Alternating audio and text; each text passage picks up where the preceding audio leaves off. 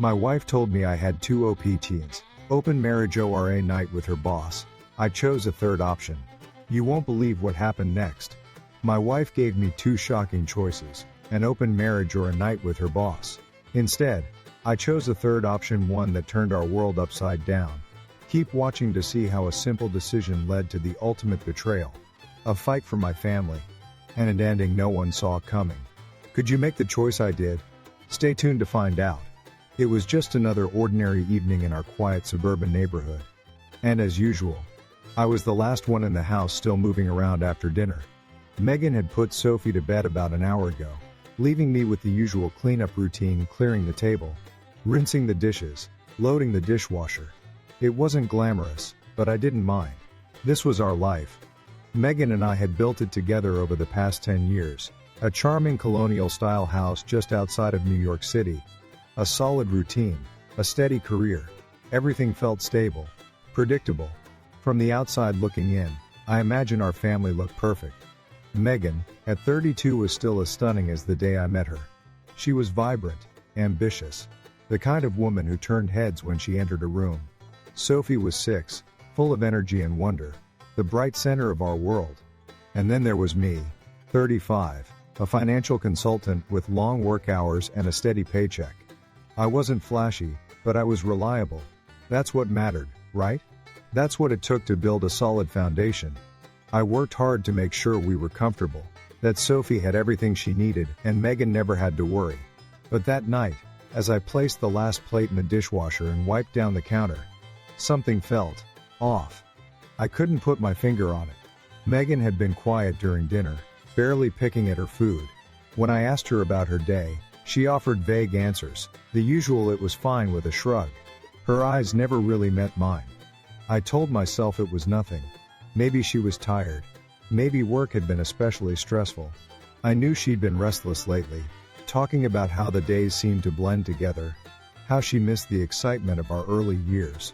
I figured it was just a phase, something we'd work through. I grabbed a beer from the fridge, flipped off the kitchen lights, and headed to the living room.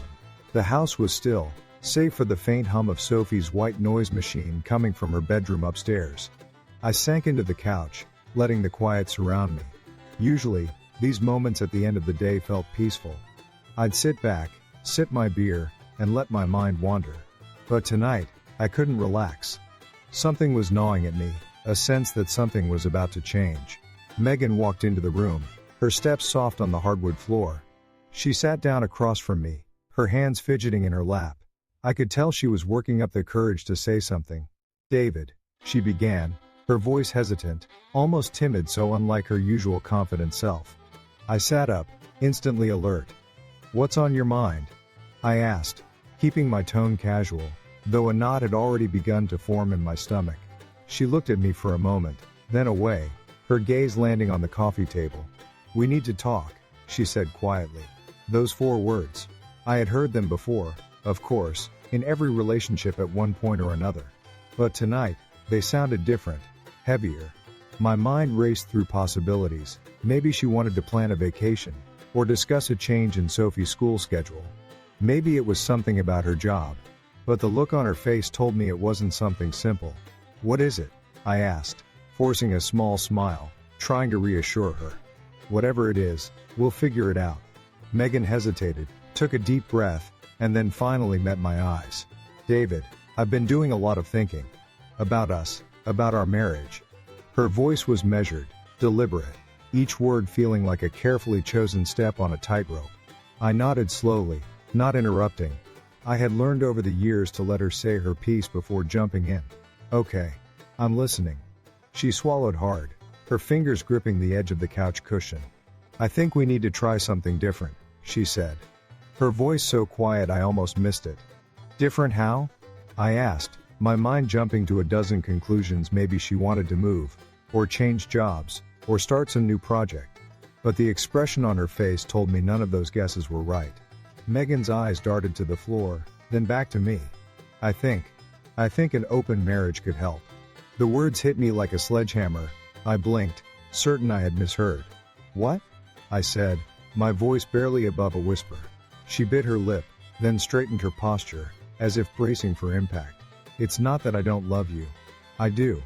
I just feel like we've fallen into this routine, and I'm not happy, David.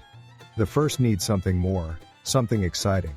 My chest tightened, my mind struggling to process her words. This wasn't happening. Not Megan. Not us. An open marriage. I repeated, my voice cracking. You think that's the solution? She nodded, her expression earnest, as if she genuinely believed this would help. It doesn't have to mean anything. It's about feeling alive again, about bringing back that spark. I stared at her, unable to speak. My pulse pounded in my ears. This wasn't just some casual suggestion. This was our marriage, our family, and she was talking about inviting someone else into it. How could she even think this was an option? When I finally found my voice, it was laced with disbelief. And if I say no? Megan's eyes flickered with something uncertainty, maybe guilt. She glanced away, then said, "Then, there's another option." She hesitated, then rushed on. "My boss, Bryce, he's interested. He suggested that we spend a night together." I couldn't breathe. I felt like the floor had disappeared beneath me. Bryce. Her boss. I barely knew the man, but the way Megan said his name made my skin crawl. "You're kidding," I said, though I knew she wasn't. "I'm not," she said quietly. "It's just one night, David. It doesn't mean anything. I need this." I stood up, my mind racing. I couldn't look at her. I couldn't even think straight. Everything I had worked so hard to build, everything I thought we had, was crumbling in front of me. "Megan," I said finally, my voice low and cold. "Those are your options? An open marriage or a night with your boss?" She nodded slowly, her face pale. She hadn't expected me to react this way. She had thought I'd agree, that I'd go along with it, or at least consider it. But she didn't know me as well as she thought she did.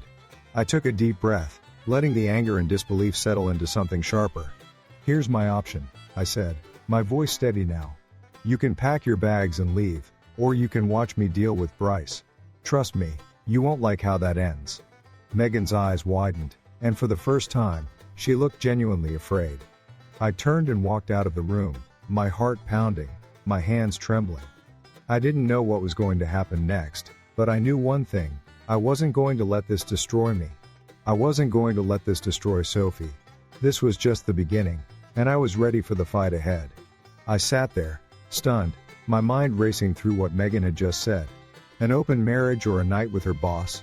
It felt like some kind of cruel joke, a test of how much I could tolerate, how far I'd let her push before breaking. I'd been blindsided, left reeling by words I never thought I'd hear. For a moment, I was frozen, unable to react. My heart pounded in my chest, and my stomach churned. Megan sat across from me on the couch, her hands folded tightly in her lap, her eyes darting around the room as though searching for something, anything, to latch onto. She looked nervous, almost frightened, but there was also a defiance there that sent a cold chill through me. I'd known something was wrong for weeks, months, even. The late nights at the office, the way she barely spoke to me, her constant restlessness. It all painted a picture I had refused to see until now. I couldn't even begin to process what she was asking. I loved her. I'd loved her for more than a decade. We'd built a life together, built a family. Sophie was upstairs, sound asleep in her room, blissfully unaware of the storm brewing below. The thought of our daughter, of her innocence, made Megan's words feel even more surreal. How could she even consider this? How could she justify bringing someone else into our marriage, into our home? Without a second thought, I gripped the edge of the couch, my knuckles whitening as the anger rose in my chest. This wasn't just a conversation about saving our relationship. This was a line she had already crossed. It wasn't just about Megan and me anymore. It was about the family we had built. "Megan," I finally said, my voice strained but steady, "do you hear yourself right now? Do you understand what you're asking?" She flinched, just slightly, but her expression remained resolute. "David, I didn't mean for it to come out this way," she said softly. "I've been feeling trapped, stuck. I need something more. And I'm not saying I want this to end our marriage, I'm saying it could save it." Her words landed like punches. She wasn't apologizing. She wasn't taking responsibility. Instead, she was framing it as though I should be grateful she was even having this conversation with me. She thought she was offering me a choice, but in reality, she had taken all my choices away the moment she opened her mouth. My mind raced. What was I supposed to say? How was I supposed to respond to this? I thought back to all the times I had ignored the signs, brushed off her distant behavior, told myself it was just a rough patch. How naive I had been. I could feel the years of trust, of commitment, crumbling beneath me. This wasn't the woman I had married. This wasn't the woman who had stood by my side through thick and thin. Or maybe it was, and I had just never seen her for who she really was. That thought hit me like a freight train. Had I been blind all along? Had I missed the clues, the cracks in our foundation, because I wanted so desperately to believe we were unbreakable? Megan shifted in her seat, her hands clasped together tightly. I know this is a lot, she said, her voice barely above a whisper. I know it's not what you want to hear, but I can't keep pretending everything is fine. I'm not happy, David. I haven't been happy for a long time. I felt my chest tighten, the air around me growing thick and heavy. You're not happy? I repeated, my voice rising. You think this will make you happy? You think letting another man into our marriage, into our lives, is going to fix what's broken? Megan, you're not just talking about us, you're talking about our family, about Sophie. How can you even consider this? She looked away, her eyes brimming with tears. I love Sophie, she said, her voice trembling. I love you, but I need more. I need to feel alive again. And if you can't understand that, then maybe I've already lost you. Her words struck me like a slap across the face. She had already made up her mind. She was no longer fighting for us, she was fighting for herself. And in doing so, she was tearing apart the very thing she claimed to care about. I stood up, pacing the room, my thoughts racing. How could I have let it come to this? How could I have been so blind? As I paced, memories flooded my mind. I remembered our wedding day. The way Megan had smiled at me as we said our vows. I remembered the night Sophie was born, the overwhelming joy and pride we felt as we held her in our arms. I remembered the quiet evenings on the couch, watching movies, laughing together. Those moments felt like a lifetime ago, like they belonged to another couple, another version of us. Now, those memories felt tainted, overshadowed by the weight of her words. I stopped and turned to face her, my anger barely contained. You want excitement? I said, my voice low and steady. You want to feel alive again? What about Sophie? What about the life we built together? Does that mean nothing to you? Megan's tears spilled over, but I didn't let them sway me. I couldn't. I had to stand my ground. David, she said, her voice breaking. It's not about her, it's about us. It's about me. I just need, what you need, I interrupted, my voice sharp, is to think about what you're doing. Think about what you're destroying. You're not just making a decision for yourself, you're making a decision for all of us. And if you think I'm going to stand by and let that happen, you're dead wrong. Megan's face crumpled, and for a moment, I thought she might back down, might reconsider. But then she straightened her back, her expression hardening. I can't keep living this way, David, she said. I can't keep pretending everything's okay when it's not. I need to feel alive again, and if you can't give that to me, then I have to find it elsewhere. Her words were a dagger to my heart. She had made her choice. She was willing to risk everything, our marriage, our family, for the chance to feel something new, something different. I turned away, unable to look at her. My mind raced with what I had to do next. I couldn't let this go unanswered. I couldn't let her tear apart everything we had built without a fight. But at the same time, I felt a crushing sense of defeat. The woman I had loved, the woman I had trusted with my life, was gone. In her place was someone I barely recognized. Someone who had made a decision I could never accept. I clenched my fists, trying to keep my emotions in check. I couldn't lose it now. I had to stay calm, stay focused. For Sophie's sake, if not my own. Megan, I said finally, my voice cold and even, you've made it clear what you want. But let me be just as clear. I'm not going to let you destroy our family without a fight. You may think this is about your happiness, but it's about so much more than that. It's about Sophie. It's about the life we've built. And if you can't see that, then I don't know what's left for us. She didn't respond, her tears falling silently as she stared down at her hands. The room was heavy with silence, the weight of her betrayal hanging over us like a dark cloud. I felt a deep, aching sadness, but also a burning resolve. I couldn't let her actions define our future. I couldn't let her choices dictate the life Sophie would grow up in. I had to take control. To protect what little we had left. I didn't know what would come next, but one thing was certain. I wouldn't back down. Not now. Not ever. The rest of that night passed in a blur. I slept fitfully, my mind racing with what I needed to do next. The betrayal I felt was raw, but I couldn't let it consume me. I had to focus on Sophie, on her future. I had to think about how to move forward, how to navigate this new reality. Megan had made her choice, and now I had to make mine. I would fight for my family, for my daughter, with everything I had. And I wouldn't let Megan's actions define us. I would find a way to protect Sophie, to shield her from the chaos that had entered our lives. I didn't know how I'd do it yet, but I knew one thing, I would never stop fighting. And then, she dropped another bombshell.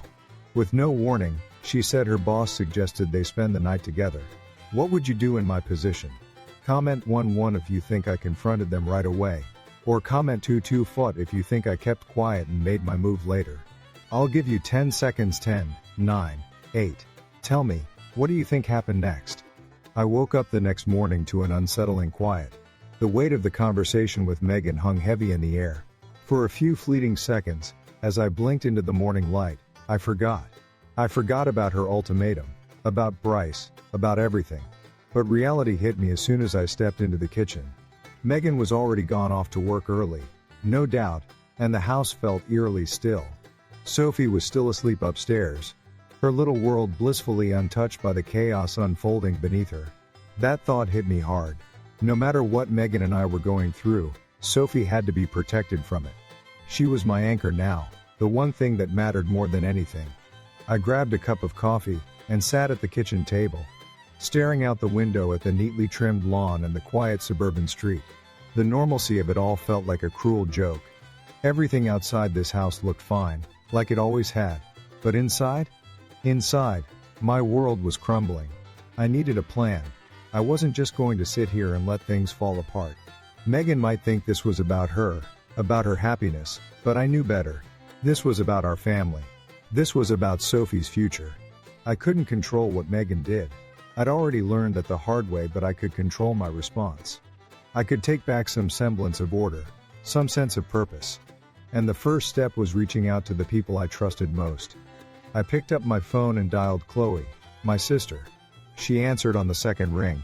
"David, everything okay?" Her voice was instantly concerned, and I felt a small measure of relief. Chloe had always been the one person I could count on, the one who never hesitated to tell me exactly what she thought, even if it wasn't what I wanted to hear. "Not really," I said, running a hand through my hair. "I need to talk. Can you come by?" Chloe didn't ask questions, didn't press for details. "I'll be there in 20, she said, and true to her word, she showed up a little over 20 minutes later, still in her workout clothes. Chloe walked in, took one look at me and said, "What's going on?" I gestured for her to sit down, and I started from the beginning. The open marriage, the night with Bryce, every detail. Chloe listened without interrupting, her face growing more incredulous with each passing moment. When I finished, she let out a long breath and said, "She's lost her damn mind. David, this is insane. You can't go along with this." "I know," I said quietly. "I'm not going to. But what the hell do I do?" "She's already made up her mind." Chloe leaned back in her chair, crossing her arms over her chest. "You need to protect yourself," she said firmly. "She's not thinking straight. You have to start thinking long term. Get your ducks in a row. Because if she's willing to throw out an ultimatum like that, who knows what she'll do next?" Her words made sense, but they also made my stomach churn. I hated the thought of turning my marriage into some kind of battle, but Chloe was right. This wasn't about saving my relationship anymore. It was about protecting myself and, more importantly, protecting Sophie. Chloe left me with a lot to think about, but she also gave me a sense of direction. For the first time in days, I felt like I had a plan, a way forward. The next call I made was to Max, my old college roommate and a damn good lawyer. Max and I hadn't spoken in a while, but I knew he'd have my back. When I told him what was happening, he didn't sugarcoat it. "You need to start documenting everything," he said. "Emails, texts, any kind of communication between Megan and Bryce. If this goes south, and let's be honest, it probably will, you'll need a solid record. Max's tone was calm, almost clinical, but I knew he cared. He wasn't just giving me legal advice, he was preparing me for what might come next. After hanging up, I spent the rest of the afternoon going through my phone, my email, anything I could find. I started saving messages, taking screenshots, making notes. It felt strange, invasive even, but I couldn't shake the feeling that this was necessary. Megan had already crossed a line. I had to be ready for whatever came next. By the time I finished, the sun was setting, and the house was filled with the soft glow of evening light. Sophie was playing quietly in the living room, and I joined her, sitting on the floor with her as she showed me her latest drawing. For a little while, I let myself relax. I let myself enjoy this moment with my daughter, this piece of normalcy that still existed. But in the back of my mind, I knew this was only the beginning. There was more to come. I just didn't know how far it would go. That night, as I lay in bed staring at the ceiling, the events of the past few days played over and over in my mind. I could feel the tension in my chest, the constant weight of Megan's words pressing down on me like an anchor. The house was silent except for the faint hum of the central air, but my thoughts were loud enough to drown out the quiet. Chloe's advice had stuck with me: protect yourself. Max's instructions echoed in my head: document everything. I knew they were both right, but that didn't make it any easier to come to terms with. This wasn't just a bump in the road. This was a collision. And Megan had been the one to steer us straight into it. The woman who used to laugh at my stupid jokes, who held my hand in the delivery room when Sophie was born, who whispered promises of forever, she had turned into a stranger. And I didn't know if it was the years, the monotony, or Bryce's influence that had changed her. But I wasn't going to let her take our life and tear it apart piece by piece. I wasn't going to let her make the rules. Not anymore. The next day, I woke up with a plan forming in the back of my mind. Megan was already gone by the time I got up off to work early again, and Sophie was still curled up in her bed, her blankets kicked off like always. I tiptoed into her room and pulled the covers back over her tiny frame. Her soft, even breathing was the only thing grounding me at that moment. I kissed her forehead and quietly made my way downstairs, a cup of coffee in hand. The kitchen felt cold and empty without Megan there, but I told myself that was a good thing. I needed the space. I needed to think clearly. I pulled out my laptop and started going through my emails. Megan's name popped up here and there, messages from a few months ago about picking up groceries, sending Sophie's teacher a note, reminders about dentist appointments. But as I scrolled further back, something caught my eye. A chain of emails between Megan and Bryce, buried in a folder she must have forgotten to delete. My heart sank. I clicked on the first one and read, my hands trembling. It started innocently enough: work-related messages, questions about upcoming meetings. But then the tone shifted. The messages became more personal, more playful. I felt the heat rising in my chest, anger and disbelief mixing into a potent cocktail. The last email in the chain made me stop cold. Bryce had written, "Can't wait to see you tonight. Don't worry, I'll make sure it's worth it." That was all I needed. I leaned back in my chair, staring at the screen, my mind racing. This wasn't just a casual flirtation. This was deliberate, calculated. And Megan had let it happen. I forwarded the emails to a private folder on my own account, and logged out, my stomach in knots. I needed more than just these messages. I needed to be sure. I needed undeniable proof of what was going on. My hands were shaking as I reached for my phone. Max's voice played in my mind, "Get everything. Leave no stone unturned." I called him, and he picked up after a couple of rings. "David," he said, "what's going on?" I hesitated, then told him about the emails I'd found. His response was immediate. "Save them. Don't delete anything. If this turns into a legal battle, you'll need it." I could hear the concern in his voice, but also a steady confidence. "This is good, David. It's a start. Keep looking, and if you find anything else, let me know." I hung up and stared at my phone for a long time. Part of me hated what I was doing. I wasn't that guy, the guy who snoops, who digs into his wife's private messages. I had always trusted Megan. But that trust was gone now, shattered by her own choices. If she was willing to gamble our marriage, our family, on a guy like Bryce, then I had every right to protect myself and Sophie. I had to keep reminding myself of that. It wasn't about revenge. It was about making sure I was ready when this all came crashing down. And deep down, I knew it was only a matter of time. As the weeks passed, I found myself walking a tightrope between gathering more evidence and trying to maintain a semblance of normalcy at home. Sophie was still blissfully unaware of the cracks forming beneath her feet, and I was determined to keep it that way. Megan, on the other hand, seemed oblivious to my efforts. She continued her pattern of late nights and evasive answers, and every time I brought up our relationship, she brushed me off or changed the subject. But I couldn't let my frustration show. I had to play it smart, keep my emotions in check, and wait for the right moment. I knew the situation was spiraling, and if I confronted her without a solid plan, it would only make things worse. One evening, after Sophie was asleep, I sat in my office going through our shared digital calendar. Megan had an upcoming business trip to Chicago, supposedly for a conference. Something about it didn't sit right with me. She had mentioned it only once in passing, and hadn't given me any details. I decided to dig a little deeper. I opened her travel itinerary, which was still saved in our shared account, and scanned through it.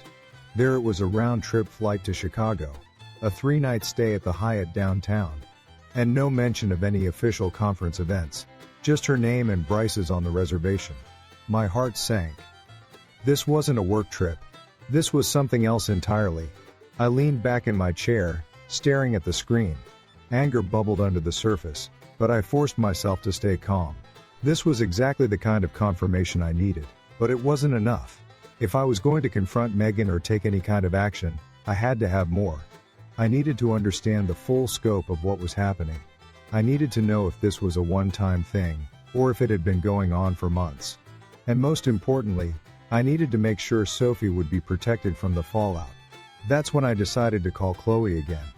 She picked up on the first ring. "David? What's up?" she asked. I hesitated for a moment, unsure of how to even begin explaining. "Chloe, I need your help," I said finally. "Megan's trip to Chicago. It's not what she says it is. She's going with him."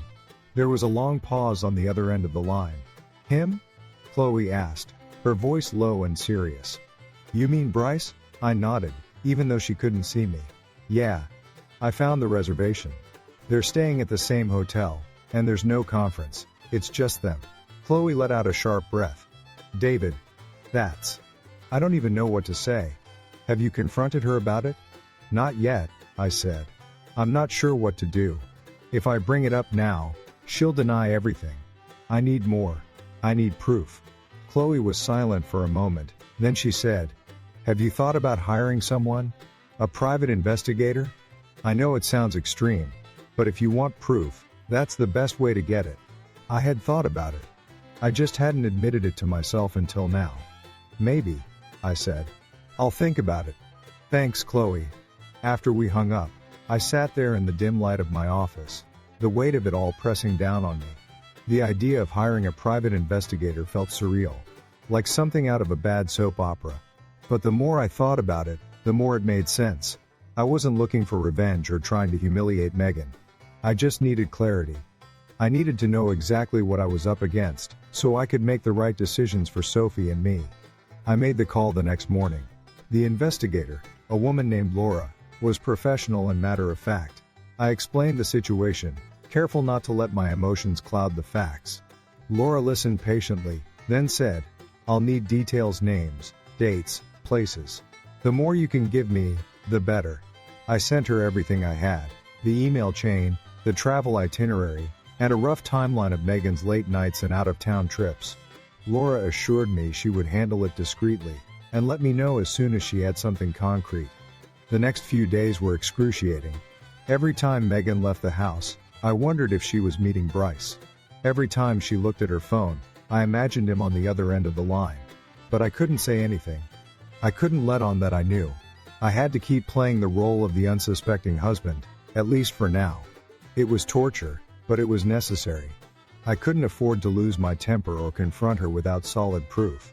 If I did, she could twist it around, make me the bad guy, and I'd have no leg to stand on. Then one evening, Laura called me. "David, I have something," she said. It's exactly what you suspected. They're more than just colleagues. My heart sank, even though I'd known it all along. Laura went on to describe what she had found. Surveillance photos of Megan and Bryce leaving a restaurant hand in hand.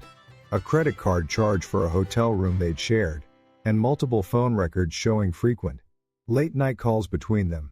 It was undeniable. It was the truth. And now, I had it. I thanked Laura and hung up, my mind racing. The proof was there, but what would I do with it? How would I confront Megan? How would I protect Sophie? The thought of tearing our family apart was unbearable. But Megan had already started that process, the moment she let Bryce into her life.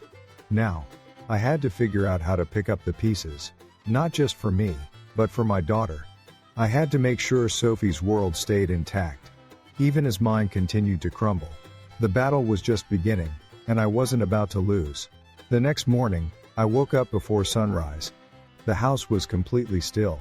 The only sound the faint hum of the heater kicking in against the early chill. I rolled out of bed and headed to the kitchen. The old wooden floor creaked under my weight as I shuffled in, still groggy, and flipped on the lights. I poured myself a mug of coffee and leaned against the counter, staring out the window at the faint orange glow on the horizon. The whole neighborhood was quiet, but inside my chest, it felt like a storm was brewing. I couldn't sit still anymore. After everything I'd learned from Laura, the private investigator, my mind was racing with 100 different questions and even more potential outcomes. I couldn't keep waiting for Megan to make the next move. I had to do something. I had to take control of the situation before it completely spiraled out of my hands. By the time Sophie woke up, I'd already had 2 cups of coffee and spent an hour pacing the living room, running scenarios over and over in my head. She came padding into the kitchen in her pajamas, rubbing her eyes, and climbed up onto her usual chair at the kitchen table. "Pancakes?" she asked, her voice still heavy with sleep. "Sure thing, kiddo," I said, forcing a smile and ruffling her hair. I grabbed the pancake mix from the pantry and started whisking it together, trying to focus on something simple, something normal. But even as I flipped the pancakes on the griddle, my mind kept drifting back to Megan. She was upstairs getting ready, oblivious to the turmoil that had taken root inside me. How could she pretend everything was normal after what she'd done? How could she look at me, at Sophie, and not feel the weight of her choices pressing down on her? I set a plate of pancakes in front of Sophie, and kissed the top of her head before grabbing my own plate. I sat across from her at the table, watching her happily drizzle syrup over her breakfast. For a moment, I just watched her, my chest tightening. She didn't have a clue about the storm brewing in our family. She didn't know how much effort it took for me to keep up the charade of a normal morning. But for her sake, I had to. No matter what happened with Megan, I needed to keep Sophie's world stable. She deserved that. Megan came downstairs, dressed for work, her bag slung over her shoulder. She smiled at Sophie, and gave her a quick kiss on the cheek, before grabbing a to-go cup of coffee. "I'm running a little late," she said, barely glancing in my direction. "See you tonight?" I nodded, the words catching in my throat. She walked out the door, leaving me sitting there at the table with Sophie. I watched her go, the door clicking shut behind her, and let out a long breath. The tension in the air felt almost suffocating. I didn't know how much longer I could keep this up. After dropping Sophie off at school, I headed to my office. I closed the door and sat down at my desk, staring at the stack of papers and reports waiting for me. But I couldn't focus. My thoughts kept circling back to Megan and Bryce, to the damning evidence Laura had given me. I couldn't just sit on it anymore. I needed to figure out my next move. I picked up my phone and scrolled through my contacts, landing on Max's number. I hadn't called him since the day I first found those emails, but I needed his guidance now more than ever. "David," he answered after a few rings, his voice calm and steady. "What's going on?" I told him everything: the reservation, the photos, the phone records. Max listened carefully, not interrupting. When I finished, there was a long pause. "David, you've got what you need," he said finally. "You have proof. If this goes to court, you're in a strong position. But you need to think about how you want to approach this. Are you ready to confront her directly? Or are you going to wait until you've lined everything up legally?" His questions hung in the air, each one hitting me like a brick. Was I ready to confront Megan? Could I look her in the eye, knowing what she'd done, and tell her it was over? Could I hold it together for Sophie's sake, no matter how much anger and hurt boiled beneath the surface? I don't know yet, I admitted. I'm not sure what the right move is. I just know I can't keep going like this. Max didn't push me. He just told me to take my time and let him know when I was ready to take the next step. After hanging up, I leaned back in my chair and closed my eyes. The office was quiet. The muffled sound of traffic from the street below a distant hum. I tried to clear my mind, to focus on what mattered most. I knew I couldn't rush into this. I had to be careful. Whatever I did next would set the tone for everything that followed my relationship with Megan. My custody arrangement with Sophie. The life we'd have after this was all said and done. I couldn't afford to let my emotions cloud my judgment. But that didn't make it any easier. I still felt like I was walking a tightrope, every step one slip away from disaster. As the day wore on, I kept replaying the conversation I would have with Megan in my head. I knew it was coming. It wasn't a matter of if, it was a matter of when. I imagined her reaction, the denial, the anger, maybe even tears. I imagined her trying to justify what she'd done, trying to paint herself as the victim. But no matter how many scenarios I ran through, I couldn't settle on the right approach. Every option felt like a gamble. I hated that I was even in this position, that my marriage had come to this. But I had no choice. I had to move forward, no matter how uncertain the path ahead was. By the time I left the office, the sun was setting, casting long shadows across the city streets. I drove home in silence, my hands gripping the wheel a little tighter than usual. I was exhausted, both mentally and emotionally, but I couldn't let it show. Sophie would be home soon, and I needed to be there for her. As I pulled into the driveway and walked through the front door, I took a deep breath. For now, I would focus on her. I would focus on the small moments, the routines that gave us a sense of normalcy. But in the back of my mind, I knew that confrontation with Megan was looming, growing closer with every passing day. And when it finally came, I would be ready. I had to be. It was a Tuesday evening when the dam finally broke. Megan had just walked through the door, her expression distant, her usual quick smile nowhere to be found. She set her purse on the counter, muttered a quick hey in my direction, and went straight to the fridge. I sat at the kitchen table, a pile of Sophie's school papers in front of me, pretending to be absorbed in reviewing them. But in reality, I was studying Megan, watching her every move, waiting for her to give something away. She grabbed a bottle of sparkling water, twisted off the cap, and leaned against the counter, sipping it silently. The tension in the air was so thick I could almost see it. I felt my pulse quicken, my jaw clench. I couldn't hold it in any longer. "We need to talk," I said, my voice calm but firm. Megan froze for a moment, her eyes darting toward me. "Sure," she said, but there was a hint of hesitation in her voice. She knew. She had to know. I gestured toward the table. "Sit down." She hesitated again before slowly walking over and taking a seat across from me. Her hands fidgeted with the bottle, her fingers nervously peeling at the label. "I found out about Chicago," I said, my voice steady but laced with something I couldn't quite identify: disappointment, anger, hurt. Megan's head snapped up, her eyes wide. "What?" she stammered. "What are you talking about?" "You and Bryce," I said, each word like a stone dropped into a pond. The ripples of my accusation spread across her face. She opened her mouth, closed it, then opened it again, struggling to form a response. "David, don't lie to me," I cut in, my voice firm now. "I've seen the emails. The photos. The hotel reservation. I know what's been going on." Megan. Her face turned pale. The bottle slipped from her hands and hit the table with a soft thud. I can explain," she whispered, her voice trembling. I leaned forward, my elbows on the table, my eyes locked onto hers. "Explain what? How you thought you could keep this from me? How you let Bryce come between us? Go ahead, Megan. Explain." My voice cracked on that last word, and for a moment, I felt the weight of all the pain, all the betrayal, crashing down on me. Megan's lips trembled, and she looked down at her hands, which were now trembling too. "David, I never meant for it to get this far," she said. "It was just something I needed. Something that made me feel alive again." My heart clenched. Those words, that phrase, "feel alive again," hit me like a punch to the gut. How many times had she said that before? How many times had she used that excuse to justify tearing our marriage apart? I pushed back from the table and stood up, my chair scraping against the tile floor. Feel alive again? I said, my voice rising. You think sleeping with another man is going to fix that? You think blowing up our family is going to make you happy? Megan stood too, tears streaming down her face now. David, I was lost. I didn't know who I was anymore. Bryce made me feel seen, understood.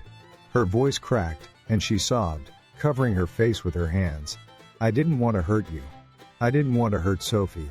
You didn't want to hurt us? I said, my voice breaking with the weight of all the anger I'd been holding in. Then why did you do it, Megan? Why didn't you come to me and tell me how you were feeling? Why didn't you give us a chance to fix things together?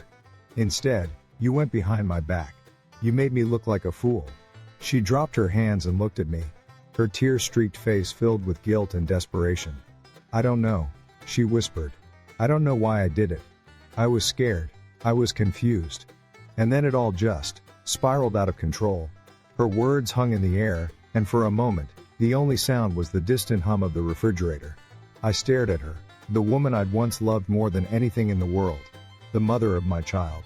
I searched her face for something: remorse, honesty, anything that could convince me that this was just a mistake, that she was still the person I'd married. But all I saw was a stranger who had torn apart everything we built together. I took a deep breath, trying to steady myself. You've destroyed us, Megan, I said quietly. You've destroyed our family. And now, I have to pick up the pieces. I turned away, running a hand through my hair, feeling the weight of it all pressing down on me. I couldn't let this break me. I had to stay strong, for Sophie's sake. But the truth was, I felt like I was breaking, piece by piece. Megan stood there silently, her sobs quieting, her head hanging low. I could tell she wanted to say something, to offer some kind of explanation or plea for forgiveness. But there was nothing she could say that would change what had already happened. The damage was done. Finally, she spoke, her voice small and broken. David, I'm so sorry. I'll do whatever it takes to fix this. I'll go to counseling. I'll end things with Bryce. I'll do anything. Please, just don't give up on us. I turned back to face her, my expression hard. It's too late for that, Megan. You already gave up on us when you made that choice. This isn't something you can just undo. Trust is gone, and without trust, there's nothing left. Her face crumpled, and she sank back into the chair, her hands covering her face again.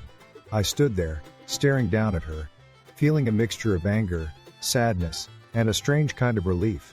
Relief that I finally knew the truth, that I wasn't imagining things or making excuses for her behavior anymore.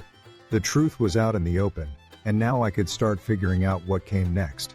I left the kitchen and went upstairs to check on Sophie. She was asleep, her room dark except for the soft glow of her nightlight. I stood in the doorway, watching her breathe peacefully, her little chest rising and falling with each breath.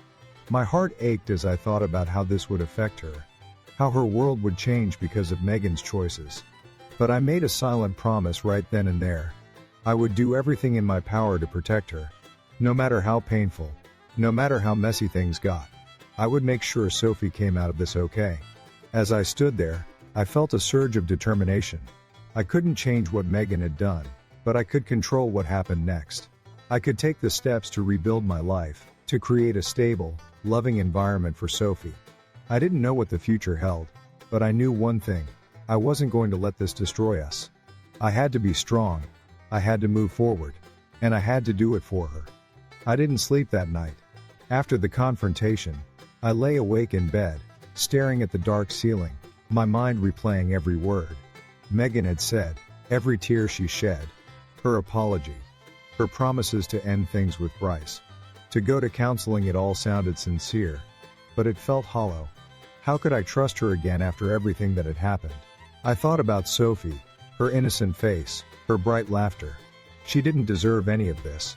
She deserved a stable, loving home, not a fractured family torn apart by lies and betrayal. And I wasn't sure I could provide that anymore. I didn't know if I had the strength to keep it together, to put on a brave face for her when my whole world felt like it was falling apart. By the time the sun rose, I'd made a decision. I wasn't going to wait for Megan to decide what she wanted. I wasn't going to sit around hoping she'd suddenly become the wife and mother she once was. I needed to take control of the situation, for Sophie's sake and for mine. I got up, made coffee, and sat at the kitchen table, staring at my phone. I didn't know exactly what I was going to do, but I knew who I needed to talk to. Max. He'd been there from the beginning, giving me advice, helping me keep my head on straight. If anyone could help me figure out my next move, it was him. Max picked up after the first ring. "David," he said, his voice steady and calm as always. "What's going on?" I told him about the confrontation, about Megan's reaction, about the promises she made and the doubts I had. Max listened carefully, not interrupting until I was finished. "David," he said after a long pause, "you have to protect yourself. I know you want to believe her, and maybe she means what she's saying. But you can't just take her word for it. You need to make sure you and Sophie are safe, no matter what she decides to do." His words made sense, but they didn't make me feel any better.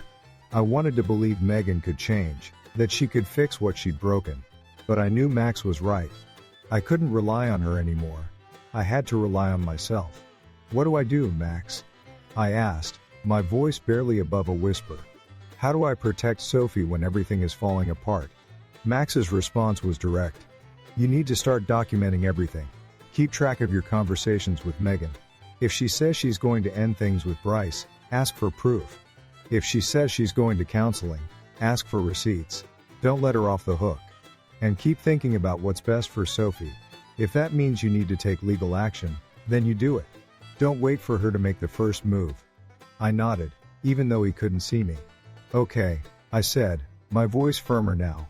"I'll do it." We talked for a little longer, Max giving me more practical advice, reminding me that I wasn't alone in this. By the time I hung up, I felt a small glimmer of hope. It wasn't much, but it was something. I had a plan. I had a way forward. I spent the rest of the day gathering everything I could: emails, texts, photos. I saved them all in a secure folder on my computer, just in case I needed them later. I started keeping a journal, writing down every conversation I had with Megan, every promise she made. I wasn't sure if it would come to that, but I wanted to be prepared. I needed to be prepared. For Sophie. For myself. As the days went by, I tried to keep things as normal as possible for Sophie. I took her to school, helped her with her homework, played board games with her in the evenings. I kept our routine steady, even as my relationship with Megan became more strained. Megan kept her distance, spending more time at work, coming home late. When we did talk, it was tense and awkward. She would apologize again and again, but her words felt empty. She said she was going to counseling, but she never showed me any proof. She said she'd stopped seeing Bryce, but I wasn't sure I believed her. I wanted to, but the trust was gone. I couldn't shake the feeling that she was just telling me what I wanted to hear, hoping I'd let my guard down.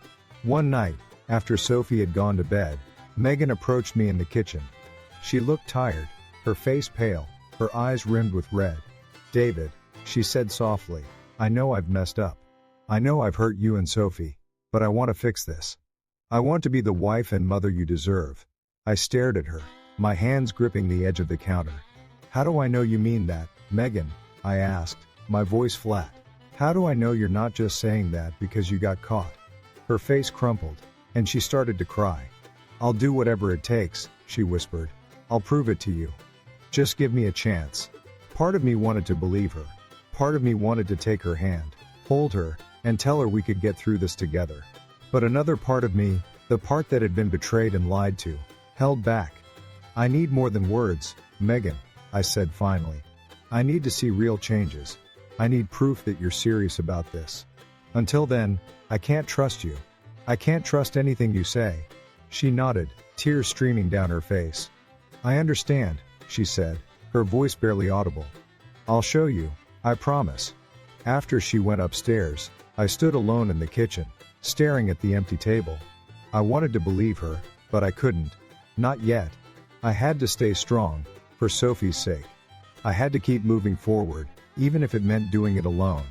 I had to be ready for whatever came next. Because deep down, I knew this wasn't over. Not by a long shot. It's strange how quickly life can change. How everything you once took for granted can slip away in the blink of an eye.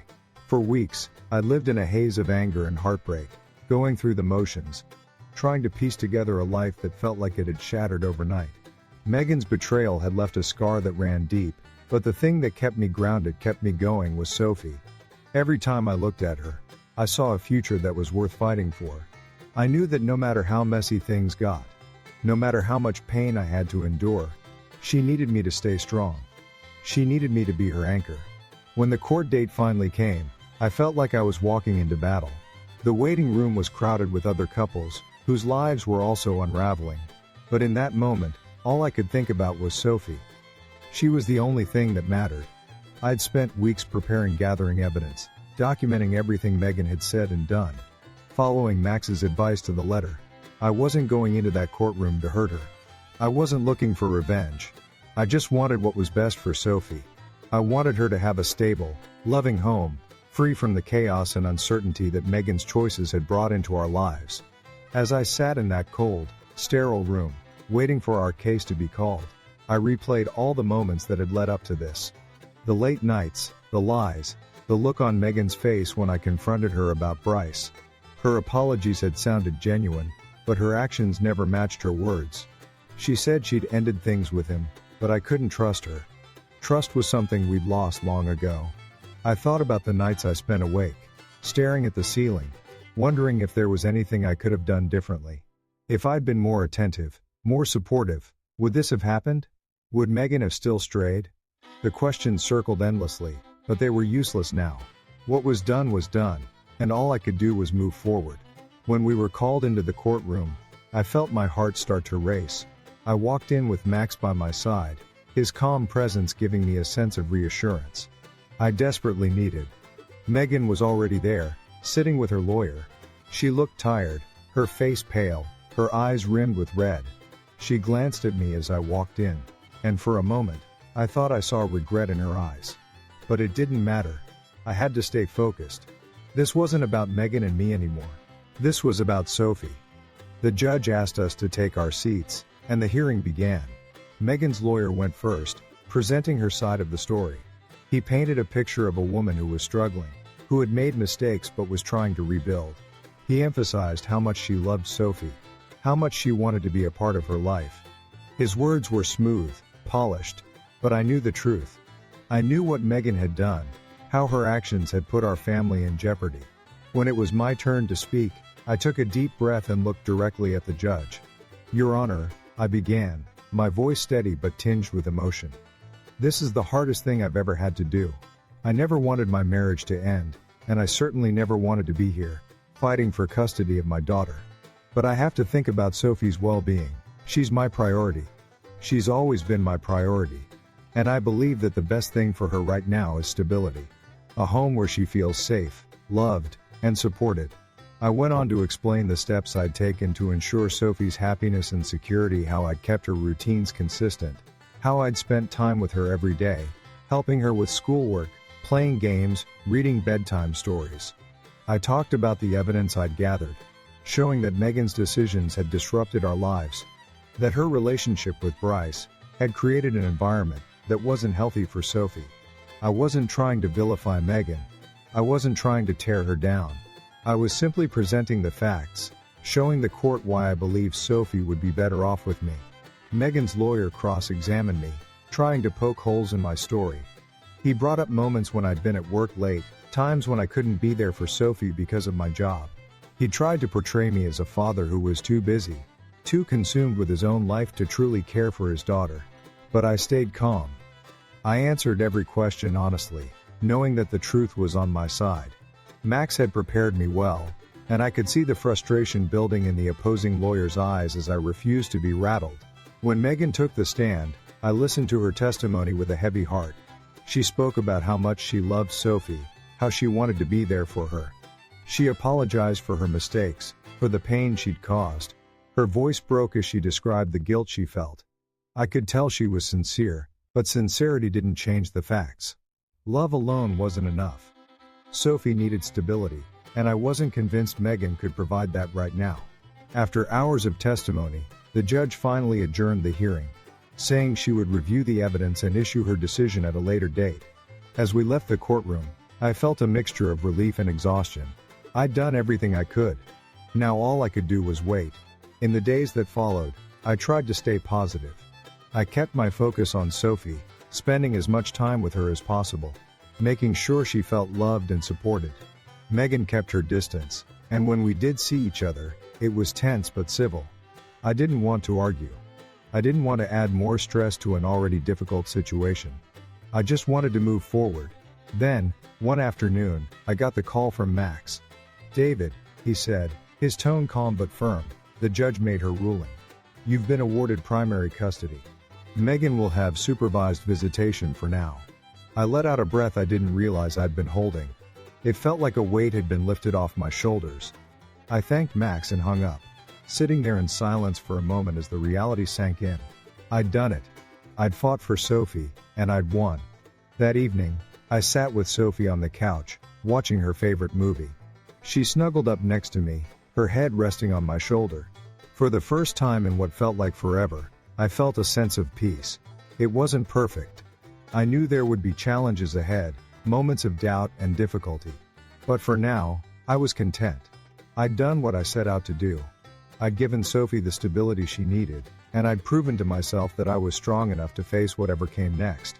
As the credits rolled, Sophie looked up at me and smiled. "I love you, Dad," she said softly. I kissed the top of her head, my heart swelling with gratitude. "I love you too, kiddo," I replied. And in that moment, I knew that no matter what happened, we'd be okay. I'd fight for her again and again, because she was worth it. She always had been, and she always would be. And that's when everything changed. You've seen the choices I made, but the question remains, what would you have done? How far would you go to protect your family? Tell me in the comments, do you think I made the right decision? Or would you have done something different? Don't forget to subscribe for more stories that dive into the tough choices we all face, and remember, the toughest battles bring the strongest victories. Looking back, I've learned that trust isn't just given, it's earned. And once broken, it's almost impossible to fully restore. In a country like ours, where freedom and individualism thrive, relationships need even stronger foundations. Respect, honesty, and unwavering commitment are what keep families whole. If we can hold ourselves to these values in our homes, we create a ripple effect, stronger communities, healthier families, and a brighter future. This isn't just about personal relationships. It's about the fabric of our society. If we lose trust in one another, we lose the very foundation that makes our country strong.